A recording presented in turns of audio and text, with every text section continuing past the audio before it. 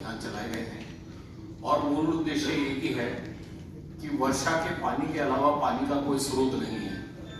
हम किसी भी चीज को अल्टरनेट उत्पादन कर सकते हैं, परंतु पानी एक ऐसा हमारे पास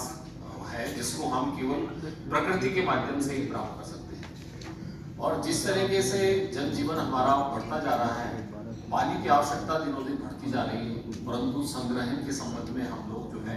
कतई चिंतित नहीं है। तो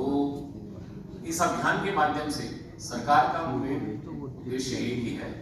कि सरकारी व्यवस्थाओं से, सरकारी नियमों से, सरकारी व्यवस्थाओं के माध्यम से जल संरक्षण के विभिन्न कार्य कराए जा सकते हैं। परंतु जब तक आम जन का वातावरण निर्माण में कोई सहयोग नहीं होगा या आम जन उससे जब तक जुड़ेगा नहीं, तब तक इस उद्देश्य की प्राप्ति हम लोग नहीं कर पाएंगे। और इसी के तहत ये अभियान की शुरुआत की गई है। तो इसमें सभी विभागों को, चाहे वो ग्रामीण से संबंधित हो, चाहे शहरी क्षेत्र से संबंधित हो,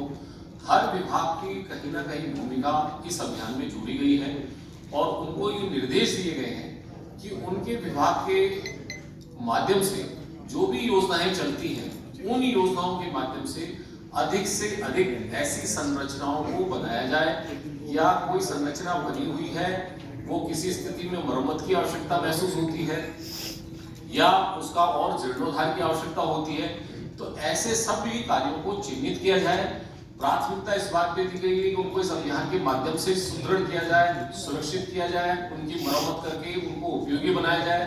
कुछ नए कार्य भी इसमें जो है करके अधिक से अधिक लाभ वर्षा के पानी को संग्रहित करने का प्रयास किया गया है। मेरा आप सभी से निवेदन है कि सरकारी योजनाओं के साथ साथ आप मीडिया कर्मियों की भी बहुत बड़ी भूमिका है। इसको केवल हम अभियान तक ही सीमित नहीं रखें। आप लोगों से मैं निवेदन करना चाहूंगा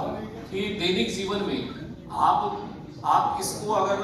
उतारने के लिए जनता से आप अपील करेंगे या आप पत्र पत्रिकाओं के माध्यम से निरंतर लोगों को इस बात के लिए प्रेरित करेंगे कि वर्षा का पानी ही एकमात्र हमारे पास उपाय है जिसको संग्रहित करना चाहिए। उसके लिए हम जरूरी नहीं है सरकारी तंत्र पर निर्भर करें, हम लोग भी अपनी एक महत्वपूर्ण भूमिका निभा सकते हैं, जिसके तहत ये राउंड टेबल अभियान हमने किया है। सभी विभाग आपके सामने इस संबंध में अपनी प्रस्तुतियां देंगे कि किस प्रकार से जल संरक्षण के कार्य कराए जा सकते हैं। मैं आपको एक बहुत छोटी सी बात कहना चाहूंगा। दूदू के अंदर एक गांव है लापुड़िया। मुझे उस लापुड़िया गांव के अंदर आज से कम नहीं तो 12 साल पहले हमारे एक प्रोग्राम चलता था, उसके तहत वहां जाने का मुझे सौभाग्य मिला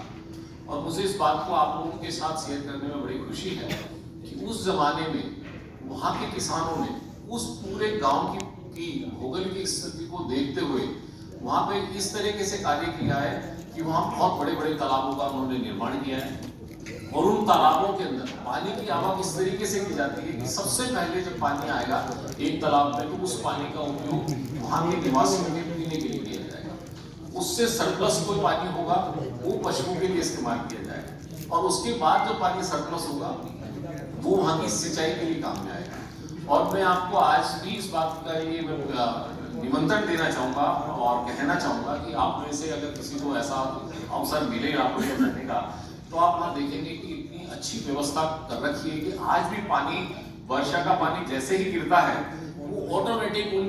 उन जो जल स्रोत हैं उनके अंदर पानी इकट्ठा होता है और उसका लगातार वो पानी का इस्तेमाल करते हैं। और आपने देखा हो पुराने जमाने में जो बावड़ियां हैं, वो लोग, उनके पास कोई तकनीक नहीं थी, परंतु पानी को संग्रहित करने के लिए उन्होंने बावड़ियां, जोड़, तालाब जिस तरीके से बनाए हैं, उनके निश्चित रूप से उन ग्रामवासियों का जीवन उन्हीं पर निर्भर था। आज पेयजल व्यवस्था होने के कारण हम केवल पानी को खर्च करने के बारे में चिंतित हो रहे हैं, संग्रहित करने के बारे में कोई हमारे में ना सोच है ना व्यवस्था है। व्यवस्था है तो केवल ये है कि सरकार अपने माध्यम से इन कार्यों को कराए। मैं आपको कुछ कार्य जो हम लोग सरकारी व्यवस्थाओं के माध्यम से, विभाग के माध्यम से जो हम कर रहे हैं,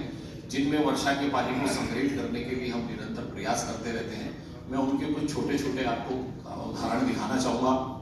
और अपील भी करना चाहूँगा कि इस तरीके के कार्यों को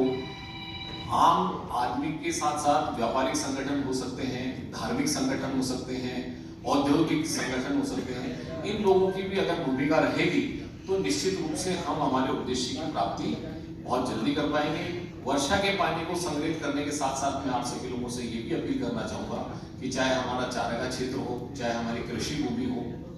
उसमें हमें अधिक से अधिक पेड़ों को लगाने के ऊपर भी हमें ध्यान देना पड़ेगा। अगर आप देखें आज जिस तरीके का टेम्परेचर बढ़ता जा रहा है, वो केवल हमारे द्वारा, ऐसा कोई घर नहीं होगा जहाँ पे हम एसी का इस्तेमाल नहीं करते हैं। गाड़ी भी बिना एसी से आज की तारीख में कोई इस्तेमाल नहीं करता। तो इनका जितना भी हीट निकलती है वो हमारे इस वातावरण को दूषित कर रही है, जिसका अल्टीमेटली नुकसान वातावरण के कारण जो है वर्षा का समय पर नहीं हो पाना, कम हो पाना, ऐसे प्रभाव हम देखने को मिलते हैं। तो मेरा आप सभी लोगों से निवेदन है कि इस अभियान के माध्यम से सरकार की सोच ये है कि सरकारी व्यवस्थाओं के माध्यम से जो कार्य हो सकते हैं वो तो हों, परंतु आप लोग भी अपनी भूमिका इसमें निभा करके वातावरण निर्माण में सहयोग करें। उसके लिए मैं सभी आप लोगों को हम निमंत्रण देता हूँ, निवेदन करता हूँ कि इस कार्यक्रम को सफल बनाने में आप अपनी भूमिका निश्चित रूप से अदा करें और अपनी भागीदारी सुनिश्चित करें। जलग्रहण विकास एवं भू संरक्षण विभाग के द्वारा जो हम कार्य करा रहे हैं